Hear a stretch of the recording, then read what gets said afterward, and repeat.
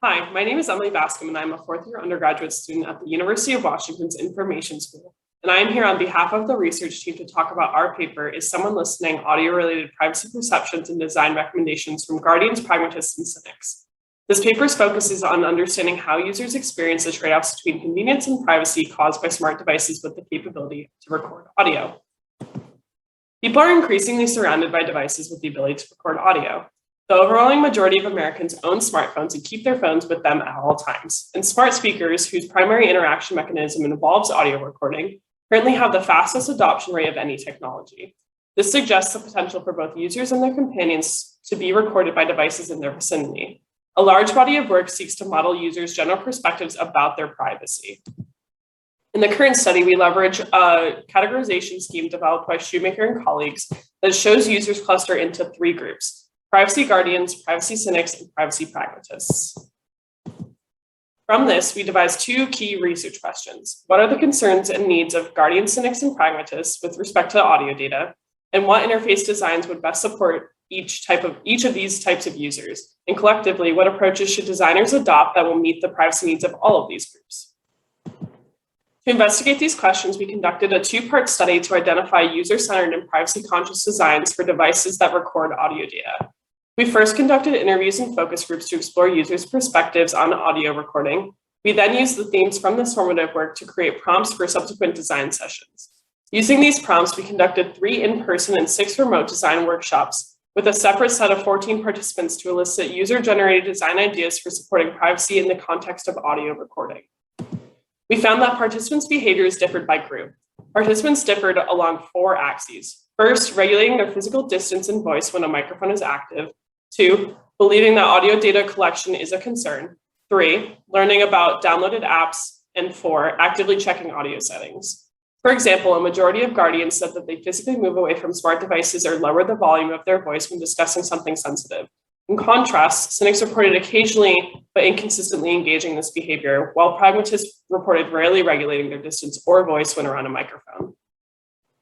Pragmatists explained that for them, the belief of enabling microphone features compensate for potential risks. Their trust in large organizations such as Google, Amazon, and Apple gave pragmatists the confidence to use audio-enabled technologies without taking action to safeguard their data. Pragmatists were not concerned about the idea of audio devices with always-on listening, even if it extended beyond the well-defined usage scenarios. Guardians describe regularly taking steps to safeguard their audio data or prevent it from being collected in the first place.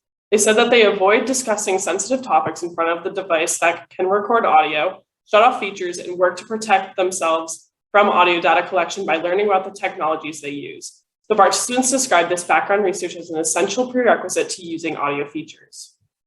Lastly, privacy cynics described accepting default permissions and settings, expressed a lack of understanding of how and when the devices collect audio data, and described uncertainty about how they might learn more about this process.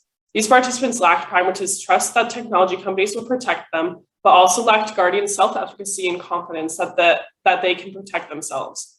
As a result, they described foundering, either attempting to protect themselves through actions they do not fully understand or giving up and doing nothing. They described wanting to prevent audio recording, but not knowing what to do about it. Participants from each category and across all design sessions invented designs that spanned the lifecycle of a recording event and highlighted 3 phases of risk.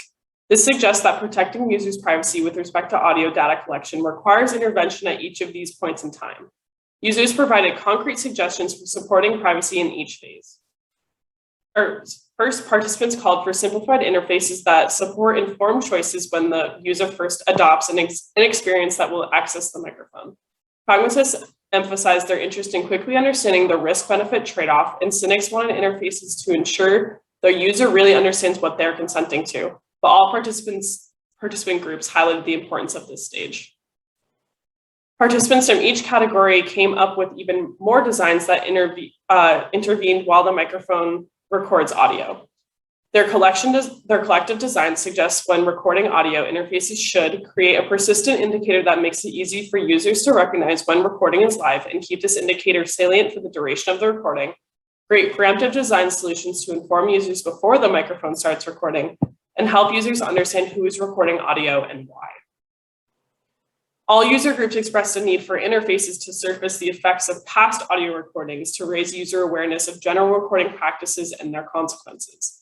For example, they suggested designers make visible the ways in which interface elements are influenced by audio data, such as highlighting advertisements selected as a result of spoken words or adding icons to visuals that reflect audio history, alert users to moments when real-time processing detects audio of interest to the system that might be used later, and provide visualizations and analytics about the audio data collection.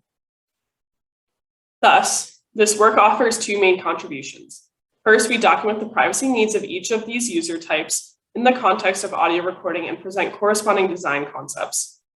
Second, we provide a framework outlining the 3 key moments in which users can benefit from UI support for protecting their audio data privacy. This includes making salient when and how data is used to shape users' experiences.